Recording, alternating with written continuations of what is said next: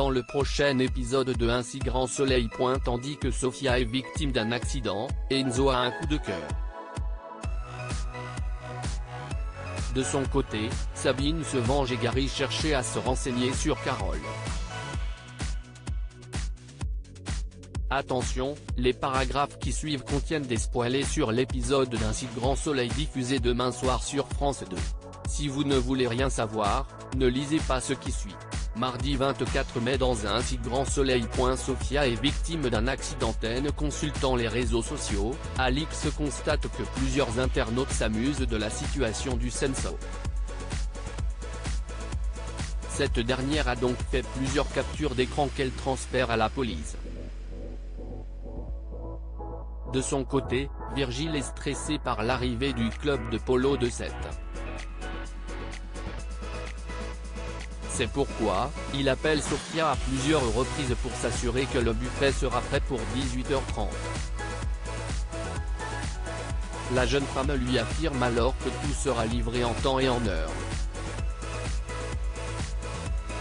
Cependant, une heure avant l'arrivée du club de polo, Sofia n'est toujours pas là. Très en retard, celle-ci profite d'être dans sa camionnette pour appeler Virgile et lui dire qu'elle sera là dans 10 minutes. Tandis qu'ils discutent, Sofia perd le contrôle du véhicule. Après que le camion a fini renversé dans un champ, la jeune femme est inconsciente. Enzo a un coup de cœur. Tombé sous le charme d'Aurore, Enzo profite du petit déjeuner pour interroger Florent à son sujet. Ce dernier lui apprend qu'elle est très proche de son père, surtout depuis que sa mère est décédée d'un cancer compliqué. Comme il lui pose de nombreuses questions, Florent comprend que son fils craque pour Aurore. Dans la mesure où il s'agit de la fille de l'un de ses clients, Florent lui demande de ne pas faire n'importe quoi. De son côté, Johanna est ravie car elle croule sous les messages depuis la soirée de la veille. Si Margot reconnaît quant à elle avoir passé un bon moment, elle regrette cependant de ne pas avoir déniché un riche célibataire. Au cours de la discussion, Margot raconte à sa collègue qu'elle n'a pas trouvé Florent au top de sa forme. Johanna explique alors qu'il est très affecté par ce qui arrive à son client. Pendant ce temps, Enzo a envoyé une demande d'amis à Aurore mais elle n'a toujours pas répondu. Après que Kira lui a conseillé de lui laisser un peu de temps, Enzo confie que la jeune femme a 10 ans de plus que lui. Convaincu que son frère ne fait pas le poids, Kira l'enjoint donc à laisser tomber car il ne joue pas dans la même catégorie. Malgré tout, Enzo rétorque qu'aucune autre fille ne lui a jamais autant plu. En fin de journée, Enzo rejoint Aurore à la sortie de son travail et lui présente ses excuses pour avoir été maladroit avec elle. Pour repartir sur de bonnes bases, il l'invite à boire un café mais Aurore décline car sa vie est trop compliquée actuellement.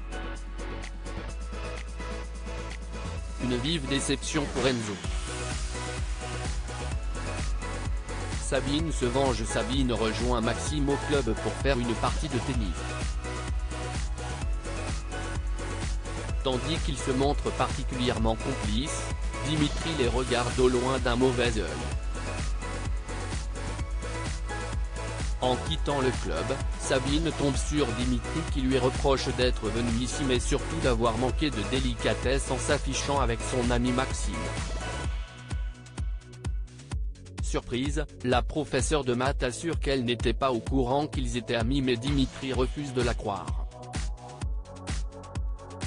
Pendant qu'ils se disputent, Maxime les rejoint et cherche à comprendre ce qu'il se passe.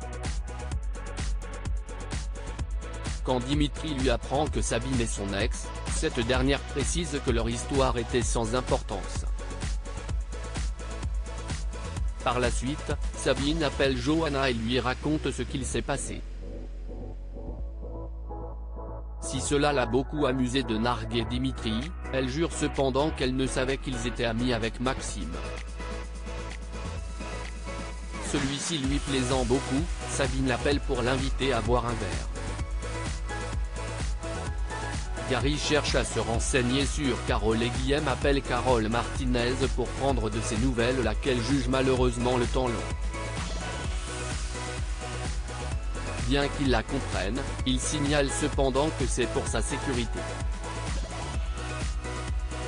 Dans la foulée, Carole reçoit la visite de Gary qui est venu lui remettre un petit cadeau de bienvenue, mais elle se montre toujours aussi méfiante.